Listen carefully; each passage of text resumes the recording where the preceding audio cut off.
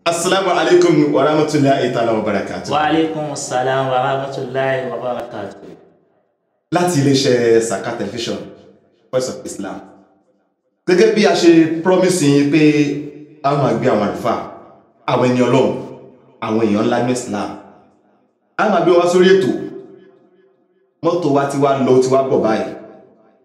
Ìwọ wa ó ti kọ́ sínú omi. Ó ti bí ẹja ńlá wa. Àti wá dé. Ọ̀kan náà àwọn àgbà fánlẹ̀ yìí tàrí pé Ọlọ́run fún wọn ní ìmọ̀ àti gbé wọn wá. Bàbá wa òdúlẹ̀ jẹ́ fáwọn aláyè ṣe àìmọ̀ olóko, ṣùgbọ́n fáwọn tí mo wà létí wọn mọ̀ yìí ẹ bá dárúkọ fáwọn tó wà lórí ètò. A kí gbogbo wa ní kíkí ọlá ní kíkí ọlá. Èmi tí mo wà wájú yìí ni Sheikh Shakirullah Muhammadu Awwal agbẹ́sìnga olùdásílẹ̀ Jamiyyatu Yadullahi Fawqa Aydihi gbogbo agbára yìí. Alhamdulillah. Pẹ̀lú ìtẹ̀síwájú, ìlú wo lẹ ti wá gan-an? Ọmọ Ògùn State ní mí, Abẹ́òkúta ni bàbá mi àti ìyá tó bí mi. Lágbolé o? Ọmọ Toko ni wá ní Dùgùn. Allahu Akbar. Fẹ́yìn tẹ́wọ̀ wá lé tí ẹ fẹ́ máa gbọ́ tẹ́sì fẹ́ mọ̀ nípa ṣéèkì wa tẹ́wọ̀ lórí amóhùnmáwòrán yín. Òun lẹ̀ tí ń gbọ́ wọ́n ṣe ń bá lọ ní ọ̀kan ìjọ̀kan. Kí tó tẹ̀síwájú, bàbá wa, arípa àfáà ní okùn òsì ní gúgùgùn kó má níbi tó ti ń gúbọ̀ wá. Ilé kí wò lẹ ti jáde tí wọ́n ti tẹ́tí mú omi mu? Ayégbà mi lọ́fà ni mo ti jáde lọ́dọ̀ àwọn bàbá wa Mọ̀kọ́ndòrò níláwàní. Àfáà tí ó jẹ́ àfáà wa ń bẹ ni bàbá Shehu Dawuda Ìmọ̀lékè. So ká tó wá késà kọ́fà lẹ́kọ̀ọ́, but ilé kí Mọ̀kọ́ndòrò pọ́nbélé. Alhamdulillah. Alhamdulillah. Ohun tó ẹ ti mú mi rántí kankan pẹ̀lú bẹ́ẹ̀ ṣe dárúkọ lé kéwù Mọ̀kọ́ndòrò. Láìpẹ́ yìí la gbọ́ pé àfáà kan sọ pé gbogbo ẹ̀yin tí bá ti jáde nílé kéwù Mọ̀kọ́ndòrò ṣakaṣaka lè fi ń kó ẹrù lọ sí wọ́n fi ilẹ̀ fi ń kó oògùn, àwọn àfáà iná fi ń kó oògùn fún yín. Ṣé bẹ́ẹ̀ ni tọ̀dọ̀ yín náà ṣe rí àbí báwo? Bẹ́ẹ̀ kọ́, ohun tá àfáà yẹn sọ ò rí bẹ́ẹ̀. Àwọn ẹni Ọlọ́run ò kí ń ṣolóògùn torí wípé Al-Qur'ani ló kọ́ wa àti hadith. Wọ́n sì fún wa ń tẹ̀sùbà pé bíṣòro bá ti dé ẹ fèsì Ọlọ́run. So kò sẹ́ni tí ó bá ẹ̀wọ̀n lọ́wọ́ lọ sọ́dọ̀ àfáà Mọ̀kọ́ndòrò kan tí ó wà lóhun bá àpò ṣakaṣaka lọ́dọ̀ ẹ̀. Al-Qur'ani làwọn bàbá wọn láwà ní fi dé wa lọ́wọ́. Òun náà sì lọ́ fi jagun ẹ̀sìn nílẹ̀ Yorùbá débi tó dé yìí. Alhamdulillah rabbil alamin. Ọ̀rọ̀ lẹ ti ń gbọ́ yìí fún ẹ̀yin tí ẹ̀ ń wà ní ilé lọ́lọ́kan òjọ̀kan. Bàbá wa, pẹ̀lú ẹlọ́lé kéwú, ẹ kéwú, ẹ mọ̀, ṣé kéwú lẹ́yìn ń kọ́yàn lásìkò tá a wà yìí ni àbí ẹ ní nǹkan kan tẹ́ ń ṣe àbí kí ni? Alhamdulillah. Iṣẹ́ wo lẹ fi kéwú yẹn ṣe? A fi ń ṣe iṣẹ́ àsàlátù ni, a dá àsàlátù lẹ̀ tí a sì ní bá ń ṣe káàkiri gbogbo Nàìjíríà. Ẹ ní ìjọ? A níjọ. Kí lorúkọ ìjọ yìí? Orúkọ ẹ̀ ní Jamiyyatu Yadullahi Fawqa Aydihi. Allahu Akbar. So, ibo ni ẹ̀kọ́ta yín wà? Ẹ̀kọ́ta wa ń bẹ ní ìlú Kọ̀tún, Lagos State. Ẹ sọ fún wa torí àwọn tó wà ní Ẹ̀kọ́ta wa wà ní Mọ́ṣáláṣí bus stop ní Igando Road ní Kọ̀tún. So ibẹ̀ lẹ́kọ́ta wà, a sì ní branch káàkiri. Alhamdulillah. Fún gbogbo ẹ̀yin ọmọ ìjọ Yadullahi Fawqa Aydihi tí ẹ̀ ń wà lórí ètò, ọ̀rọ̀ lẹ ti ń gbọ́ lẹ́nu bàbá wa. Déètì wo ni wọ́n ti ẹ̀ bí yín, ọjọ́ wo ni wọ́n bí yín, mọ́ǹtì wo ni wọ́n bí yín, torí ẹni tó fẹ́ máa wò pé mo fẹ́ máa wíṣì bàbá wa ní orí ní lọ́dọọdún ó tẹ̀mí ọmọ déètì wọn. Ẹ sọ fáwọn ọmọ ìjọ wa àti gbogbo àwọn tó nífẹ̀ẹ́ wa nílé. Alhamdulillah. Adúpẹ́ ibi tó bá ayé wa délé ni. Alhamdulillah. But abẹ́ déètì tó bí wa 1978 ni ọjọ́ 11 oṣù kẹsàn-án. On the 11/9/1978. Èmi ò tí ẹ̀ ní kẹ́tí ẹ̀ sọ éjì yín náà, ṣùgbọ́n ẹ ti sọ náà. Alhamdulillah. Déètì yẹn fẹ́yìn tẹ́fẹ́ máa wíṣì bàbá wa ní ilé. Ajẹ́ pé tó bá di September 11, àwọn àdé Saka Television náà máa wíṣì yín gẹ́gẹ́ bá ṣe máa wíṣì àwọn èèyàn. Lágbára Ọlọ́run. Ẹ ṣé bàbá wa. Ní inú ìbéèrè tí mo fẹ́ béèrè pẹ̀lú ìjọ ìtẹ̀dálẹ̀ yìí, ìjọ lòun gbọ́wọ́ yín ṣiṣẹ́ látara àwọn ọmọ. A dúpẹ́ ṣé púpọ̀. mọ̀ pé kò sí bí àwọn ọmọ ìjọ ó ṣe ṣe ìṣòro sí kejì ká máa wáyé báwo lẹ ṣe yanjú ẹ̀.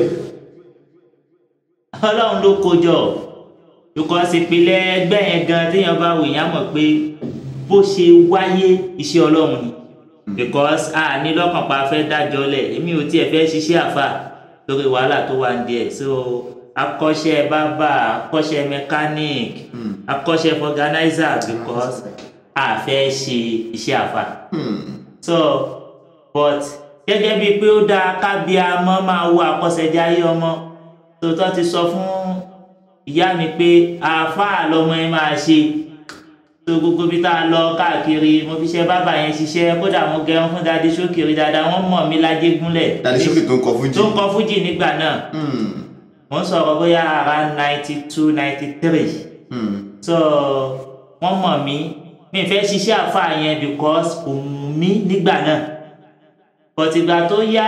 báwo lẹ ṣe wá dídí àṣà àfà. ẹ ṣeun ó ṣe débi iṣẹ́ àfáà ni wípé mo ti lọ kọ́ṣẹ́ bábà mo ti mọ̀ mo kọ́ bábà kò wọ́n fọganáísà mo ń lọ gẹrun bọ́ mo gúdù níbi ká gẹrun gan so wọ́n gbé mi lọ sí ọ̀run Ajégúnlẹ̀ so yíbò ni mo bá ṣiṣẹ́ mo change orúkọ mi kúrò ní muslim nígbà yẹn. torí pé fẹ́ ṣàfà. torí pé fẹ́ ṣàfà. kí ló dé.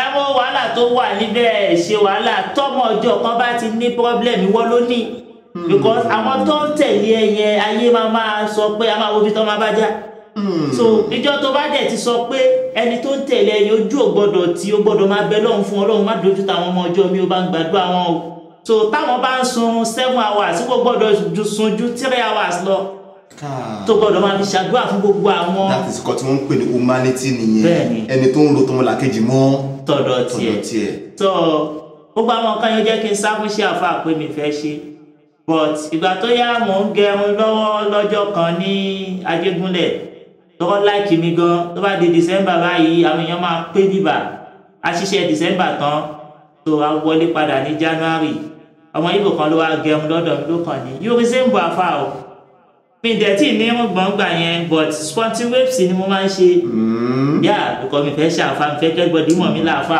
mo ti ṣèjì ó kọ́ mi kúrò ní Ṣakí. pẹ̀lú gbogbo kí ó tẹ kí nínú mo kóńdó mi fẹ́ ṣe gbogbo ẹ̀. mi fẹ́ ṣe because mo wo wàhálà tó wà níbẹ̀ mo wàhálà tí bàbá tó bí. ẹ jẹ́ tó padà síbi iṣẹ́ ẹni tó pè yín ní ẹ̀yìn mọ́kódó fẹ́ máa ń ṣe oògùn tó bá jẹ́ pé ṣakaṣaka ni wọ́n fi kó oògùn wọlé fún yín iṣẹ́ àfàyè máa wù yín gan ni tó ló máa gùn yín tẹ́tọ́ á padà sí.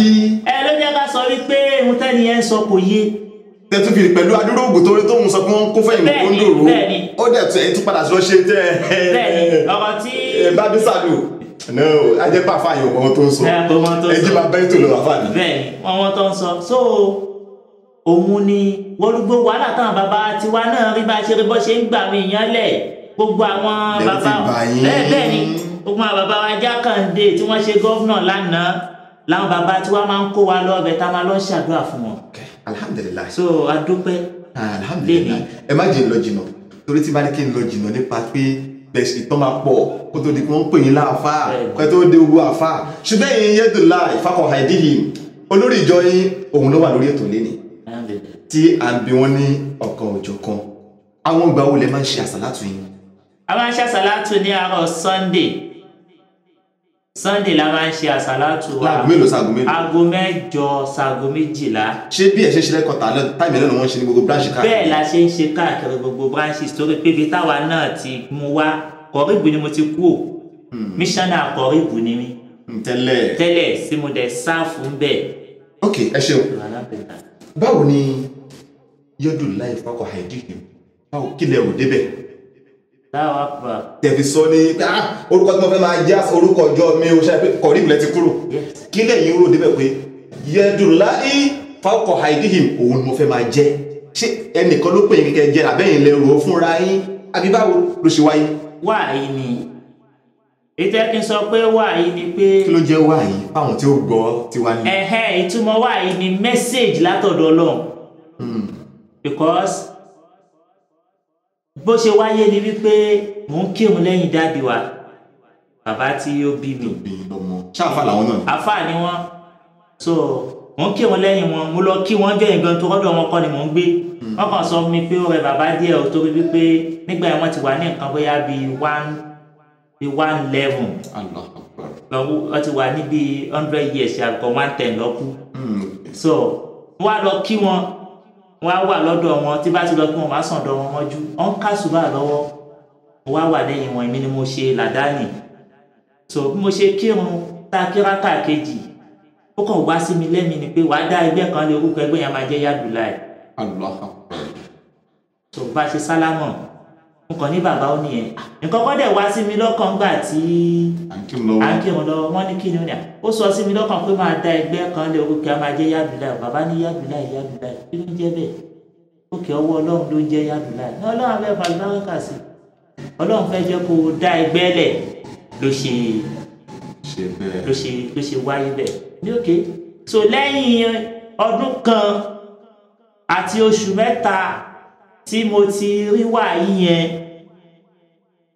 ní ẹ̀ṣẹ̀ wá dá ẹgbẹ́ yẹn lẹ̀ sílùú Kọ̀tún lẹ́yìn ọ̀pọ̀lọpọ̀ challenges ọlọ́run padà gbà fún wa lórí ẹ̀ tó fi di ohun tí yẹn lẹ́kọ̀ọ́ta láṣẹ tún lọ ká yá kò ní bàjẹ́ lágbára ọlọ́run tókè nínú iṣẹ́ àfàì àti níjọ kí ni ìmọ̀tẹ́ tó mọ̀ nípa nínú ayé yìí tẹ́ mọ̀ tó dá yín lójú. Alhamdulillah mo sọ lẹ́ẹ̀kan pé ọ̀tọ̀ ni mọ̀ ọ̀tọ̀ ni kéwú so méjèèjì wọ́n máa ń kọ́ ni so ìmọ̀ tí a mọ̀ dáadáa tọ́lọ́ sì tún fi yé wa òun ní fálàkì nǹkan tá à ń pè ní fálàkì ni bí ọjọ́ ṣe ń yí agbára tó ń ṣiṣẹ́ nínú sánmọ̀ méjèèje bọ́lọ̀ ṣe ń fi agbára yẹn tún ayé ṣe bí agbára yẹn tún ṣe ń affect ayé gbogbo orú kíní coronavirus tó ṣẹlẹ̀ yìí sìn ó ti wà nínú fàlàkìyà ọlọ́run tí àwọn ẹni ọlọ́run ó ti mọ̀ wípé àdánwò báyìí máa ṣẹlẹ̀ but àdánwò tó fẹ́ ṣẹlẹ̀ ní táìmù yẹn wọ̀n mọ́. mo ń bọ̀ wá síbẹ̀ so nísìn ìmọ̀tẹ́mọ̀ nípa òun ni àfàlàkì báwo la ṣe mọ̀ nípa oòrùn àwọn àdánwò ojú ọ̀run àwọn àdánwò onímọ̀ àti ojú ọ̀run bọ̀ wá sílé ayé bẹ́ẹ̀ni kí lọ́lọ́run ní fún wa ní message kí bá àkọsẹ̀jáyé ọmọ èèyàn bẹ́ẹ̀ni iṣẹ́ olóyè ọmọ èèyàn ṣe láyé ẹ mọ̀ nípa eléyìí tó dá yín lójú. ok ẹ̀yin tó wà nílé tí ẹ bá fẹ́ continue iṣẹ́ pọ̀ tàbá gbé fún àbáwá láti lè ṣe Saka Television tí mo dẹ̀ mọ̀ pé níṣẹ́jú iṣẹ́ tàbá ń pè wọ́n àwọn náà máa dá wa lóhùn nínú àìráyè yẹn mọ̀ kán máa bá wá ààyè lágbára bá ti ń jọ lọ́hùn ẹni tó bá fẹ́ máa wò wá lórí Saka Television ẹ lọ subscribe sí YouTube wa Saka TV Saka Television yìí wọ́n máa fún wa ní oríṣiríṣi irú fàlàkì tí bàbá sọ fáwọn ọmọ afẹ́ kí wọ́n tú oríṣiríṣi kan fún wa lè ṣe Saka Television ẹ bá fẹ́ mọ̀ nípa ẹ̀ jù báyìí lọ ẹ lọ bá wa subscribe sórí Saka Television ní YouTube wa kò ná yín ní £1 o ẹ kàn lọ síbẹ̀ ẹ kàn tẹ́ bá ti tẹ̀ ẹ máa get gbogbo update wa lórí Saka Television gbogbo nǹkan tí bá fẹ́ kí bàbá wa kí wọ́n mọ̀ nípa ẹ̀ tàbí kí wọ́n mọ̀ nípa bàbá wa àti nípa fálàkì torí a fẹ́ kí wọ́n sọ fún wa kí ni oòrùn ṣiṣẹ́ fún a fẹ́ kí wọ́n jẹ́ kó yé wa àrùn kòrónà tó wà ń tà yìí kí ló lè wò ó sàn àsìkò wo ni ó lọ gbogbo nǹkan yìí la fi kẹ́ bàbá wa ṣàlàyé fún wa àti ìwọ tó jẹ́ pé iṣẹ́ tó yẹ kó máa ṣe bóyá àfáàní ẹ ọ̀nà ṣe bricklayer bóyá kápẹ́ntà ló yẹ fẹ́ ṣe là tó lọ ṣiṣẹ́ oúnjẹ gbogbo eléyìí àwọn afẹ́kẹ́ bàbá ṣàlàyé fún wa ní orí Saka Television ṣùgbọ́n tó bá fẹ́ continue láti gbọ́ àgbọ́ ẹ̀ dáadáa lọ subscribe sórí Saka Television kó máa bá wa ká lọ kó dẹ̀ máa tẹ̀lé wa kó máa follow wa bẹ́ẹ̀ ni ní péjì wa Saka TV ní Facebook ẹ máa bá wa pàdé bẹ́ẹ̀ bẹ́ẹ̀ ni lórí péjì tèmi gọ́gọ́gọ́ ẹ fẹ́ ní béèrè kan ẹ fẹ́ send message ni ẹ lọ sí Sheikh Akeem Adékúnlé ní Facebook ní mú mi bẹ́ẹ̀ gbogbo message tẹ́ bá fi sílẹ̀ ẹ máa rí bẹ́ẹ̀ ni tẹ́ bá fẹ́ lọ sí orí email wa ẹ lọ gọ́gọ́ ẹ̀ ní sakatv360@gmail.com bẹ́ẹ̀ ni tẹ́ bá fẹ́ lọ sí orí email tèmi gọ́gọ́ tẹ́ fẹ́ tí iléeṣẹ́ wa nìyẹn tí wọ́n fẹ́ lọ sórí email tèmi gangan ẹ lọ sí abiodun.adekunle2000@gmail.com ẹ má bá wa pàdé gbogbo mẹ́sẹ̀jì yín àwọn máa rí kà níbẹ̀. Salamu alaikum wa rahmatullahi ta'ala wa barakatuh. Wa alaikumus salam wa rahmatullahi ta'ala wa barakatuh.